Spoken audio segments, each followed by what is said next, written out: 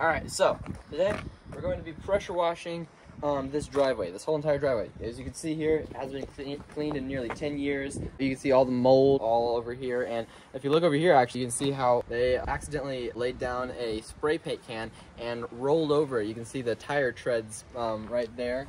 They evidently tried to remove it themselves, as you can see from this kind of orange hue, but that didn't seem to pan out. So today we're going to be pressure washing it with our 4,000 PSI pressure washer. And so let's give it a go.